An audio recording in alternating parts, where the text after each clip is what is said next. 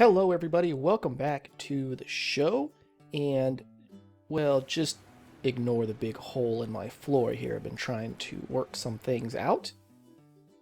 In the comments of my last video, Ungod mentioned that I can use hoppers to move items in and out of the GregTech machinery, which has been very useful. So, for example, here I have a very simple setup. It's tin on this side, copper on this side. I have more tin than copper, so that's why there's a barrel there. But the tin comes into the macerator, which obviously makes it into crushed ores. Then the crushed ores go into the furnace, which cooks it into the nuggets, and then it deposits the nuggets down here in this chest. Similarly for the copper, but as I said, I don't have as much copper. And that works out really well. I can just dump in tin and copper and it'll cook it. And of course, in this case, I have so much tin, but I just have a ready supply of tin should I ever want it. Over here, I'm doing something similar, but this is with iron. And so iron goes into the macerator. Macerator turns it into crushed ores. The crushed ores feed into this furnace, which cook it, and then drop the nuggets down in here. So I have a chest full of iron nuggets. But when this chest is full and this hopper is full, the iron nuggets then get sent to this furnace where they get cooked into wrought iron nuggets. And so it is busy filling up this chest. So if I ever take any iron out, it will replenish my iron first and then take whatever is left over and turn it into wrought iron. So I can use the wrought iron to make my tools because of course they last longer, and that's always a good thing.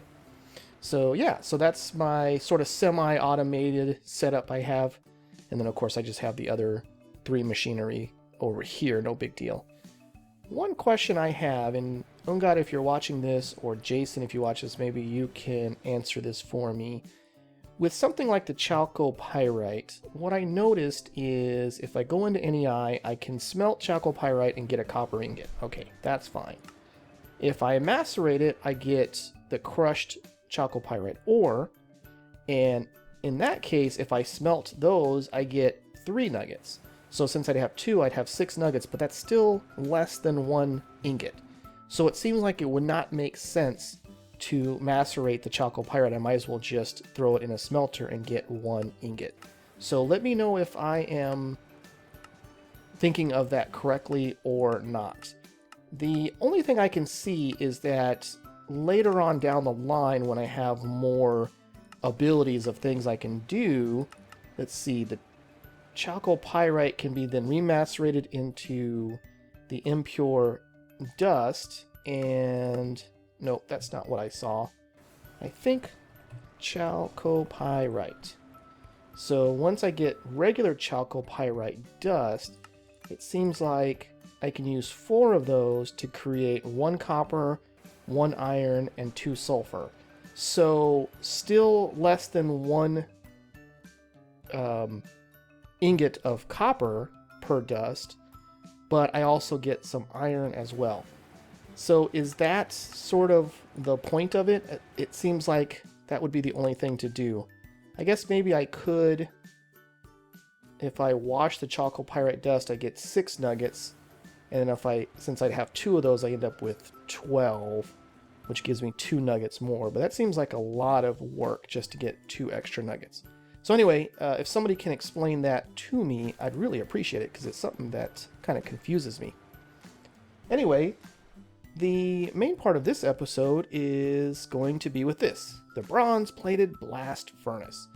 And so this is what, as I said before, is going to allow me to make steel. And so that, of course, is very important. What also would be very important is if I had a place to put it, which I kind of don't. But I guess I'll just have to make stuff up. Now, with the bronze-plated blast furnace, as you look here on the tooltips, you'll see that it is a multi-block structure. It's 3x3x4, hollow with opening on the top.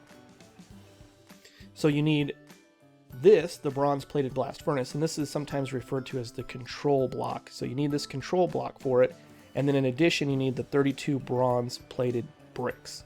And so I have made those as well. But one thing that might be a question is, granted, I need this. I see how the structure has to look, 3 by 3 by 4, hollow. But where does this control block actually go? How do you make the multi-block structure? Well, if you take the control block, in this case, the control block for the bronze-plated blast furnace, and just put it down anywhere, essentially. When you right-click on it, there is a sort of a diagram here, and this is sort of a, if you were looking down on it, type of a diagram. And so this is the bottom layer, which will have 9 bricks. Then the second layer will have 8 in a circle, 8 in a circle on the third layer, 8 in a circle on the fourth layer. So again, that's the 3 by 3 by 4 high, hollow in the middle, opening at the top, as it was described. But this little green square, that is the location of the control block itself. That's where it needs to be in the multi-block structure. So basically on the second level on one of the edges. So if you don't know exactly where something goes, that's how you can figure it out. Makes it very, very simple. So what I want to do, I think, is I need to move some stuff around, and I'm not going to do anything. I'll clean things up later. I don't want to spend time doing that right now, of course. And I should have already had this planned out and figured out what it was I was going to do, but obviously I was a little bit busy with other stuff. So just move things around like that for now. And now I can go ahead and build this blast furnace. I'm going to put it right here. So again, the first layer is just a 3 by 3 of the bronze plated bricks. Second layer is going to be hollow, and then I said I'm going to put the control panel there, and then of course 2 more layers, oops, like so, and there we go. Boop. And so now I have the bronze blast furnace. The bronze plated blast furnace is done. That is the multi-block structure. I believe, I hope I have built it correctly and I don't have to do something else with it. But now we can look in this, and do we have access to recipes? No, we do not. Well, that's kind of a bummer. I was hoping it would show some recipes. But as I understand it, what I want to put is iron ingots and coal or charcoal. So do I have any charcoal? I do. Let's take some charcoal out, and let's put an iron ingot in there and a charcoal maybe, and nothing happens. Dun dun dun. All right, let me find out what I have done wrong. Okay, I think what is wrong is that I just need more. I think I need 4 charcoal. Yes, there we go. So 1 ingot and 4 charcoal are going to turn into 1 steel. I'm pretty sure it's going to make it into 1 steel. And as you can see, it's a very slow process. And now I have steel. Holy moly, is that a slow process. But at least it's a way to make steel. I also get some dark ashes as a byproduct. I'm not sure what that's used for. Probably nothing good. Now, one question I have is whether or not I can make a nugget directly into, like, maybe a steel nugget. If I put that in there, 2, 3, 4. No, that didn't work. Okay, so that's good to know. The other thing would be crushed iron ore. Oh, I didn't mean to take all 64, but I'm pretty sure I can use crushed iron ore as well. Charcoal, charcoal, charcoal, charcoal. Oh no, I can't use the crushed iron ore. Well, well, well, well. Okay, good to know. So it seems for the moment what I'm going to have to do is I'm going to have to put in iron ingots and 4 times whatever that is in charcoal or coal, and that will turn into steel just very extremely slowly. So one of the things that's recommended is to build another bronze-plated blast furnace, or multiple bronze-plated blast furnaces, because I am going to need a lot of steel, and this obviously is a very slow and tedious way to get steel. So I guess I will go ahead and work on making another bronze plated blast furnace. Alright, so I've made some more of the bronze plated bricks, as well as another bronze plated blast furnace, the control block.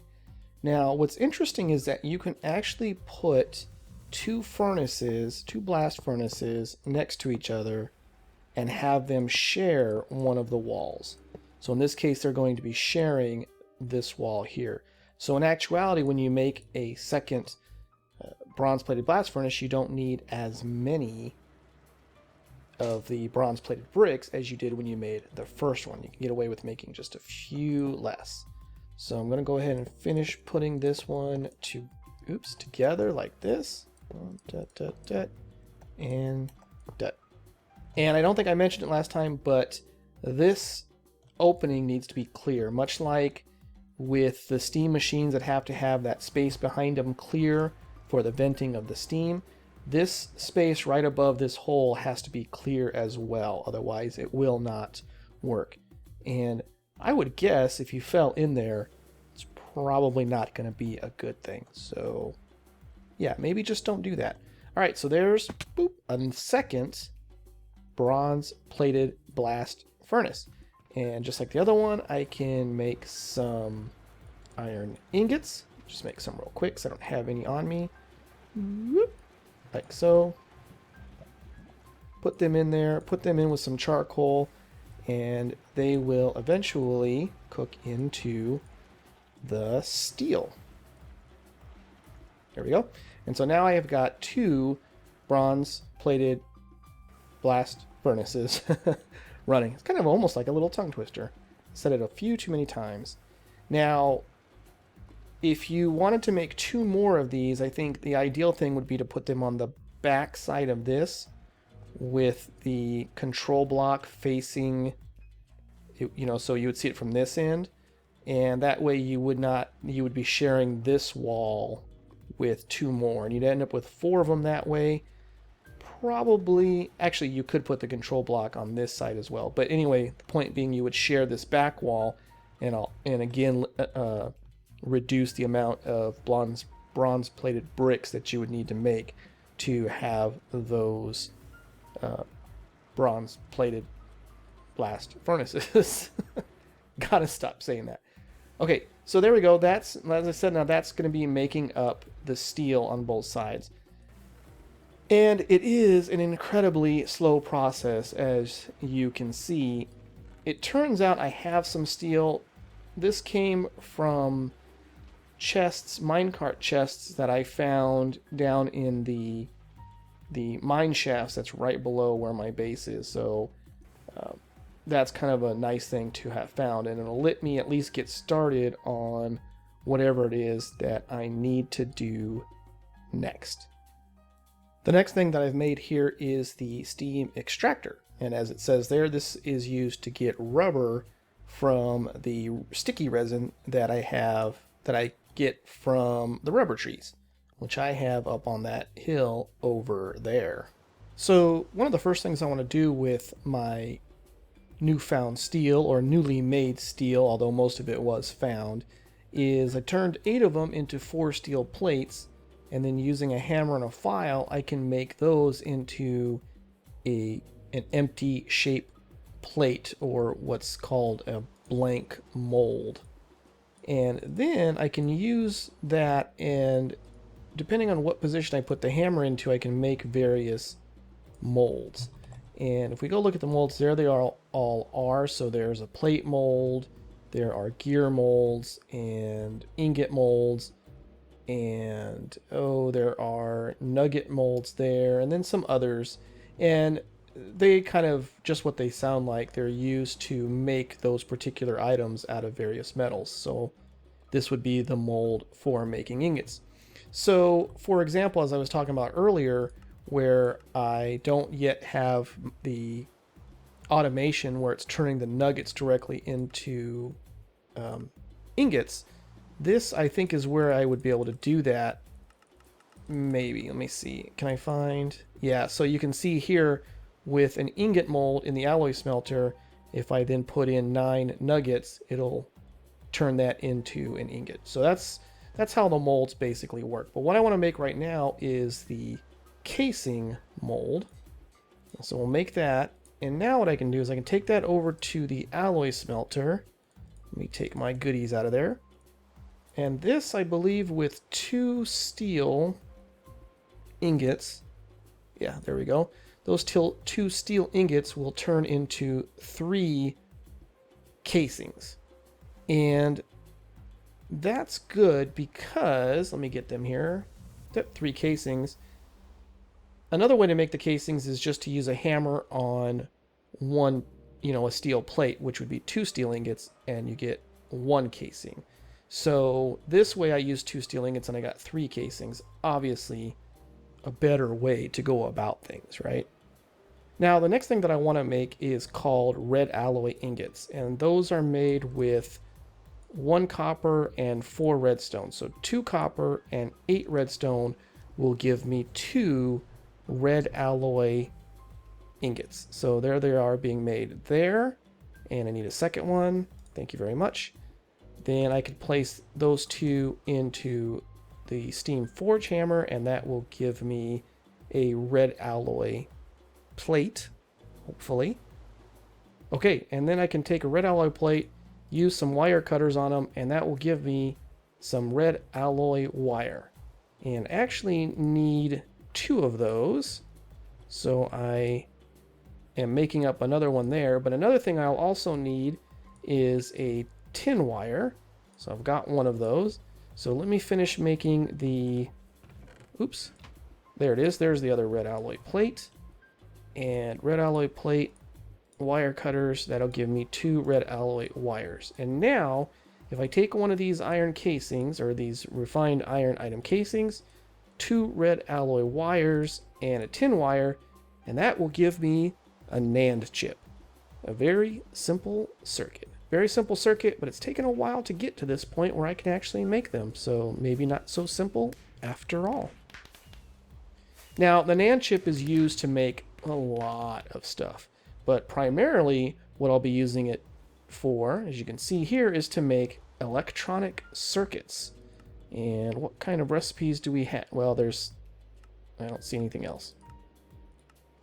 So anyway, I can use these to make the electronic circuits with the copper cabling as well, but that should be fairly simple.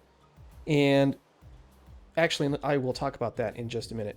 The electronic circuits are then used for various things, and one of those things that I'll want to be able to make is called the steam turbine. The basic steam turbine. So you can see here the basic steam turbine requires an electronic circuit. It requires an LV machine hull, which is basically just a bunch of steel and some tin.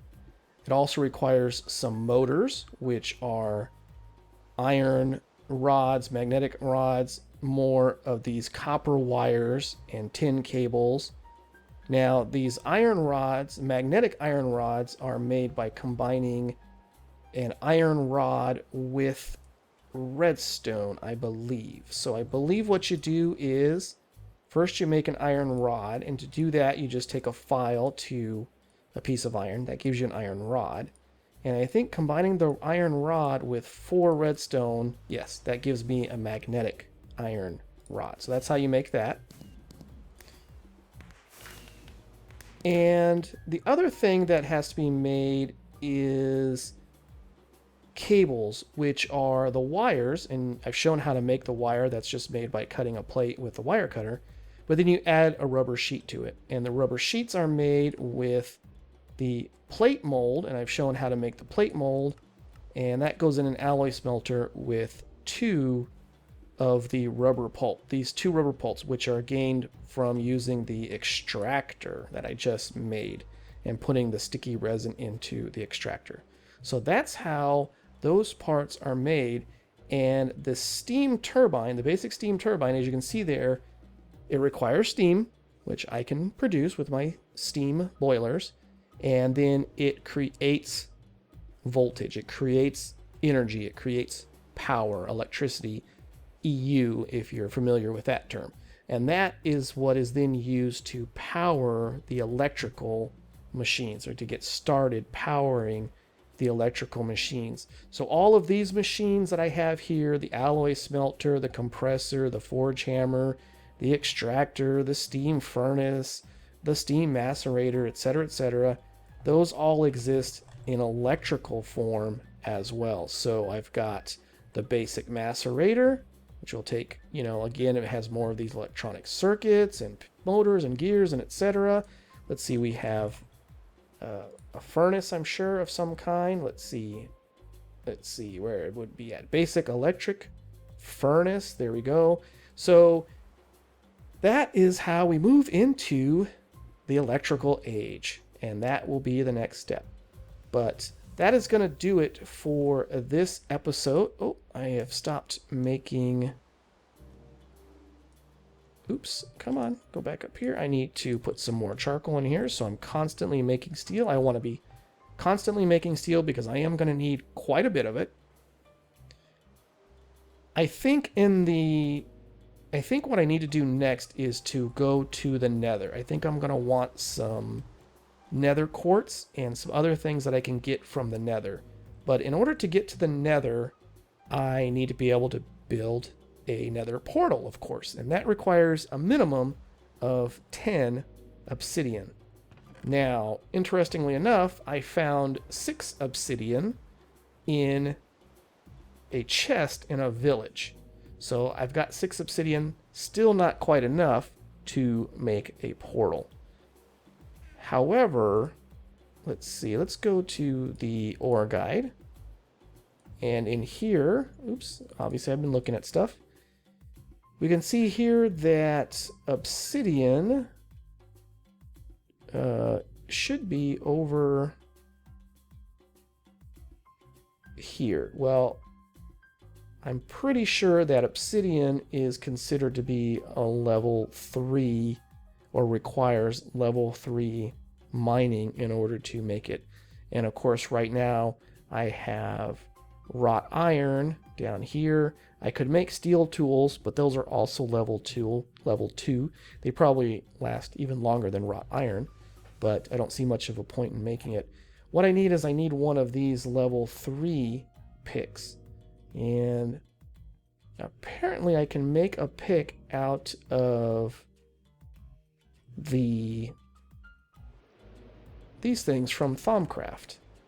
The water shards? Are the shards? Maybe? I don't know. Perhaps. Let's see what it says here. Aqua hit ho. Yeah, I can apparently make tools out of them. They don't have very much durability, do they? But I'm not going to do that because I just don't like the idea of doing that. So instead, I asked Jason McRae, the creator of this mod pack, and he says that what he uses is Cobalt.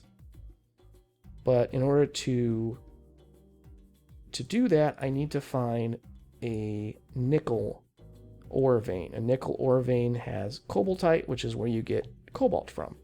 So, knowing that, I'm going to be going and searching for a nickel vein. So, as I said, that's going to do it for this episode. Thank you so much for joining me. If you have any questions or comments, please feel free to leave them down below. I will read them. I will respond to them. Thank you so much for joining me, and I'll see you in the future.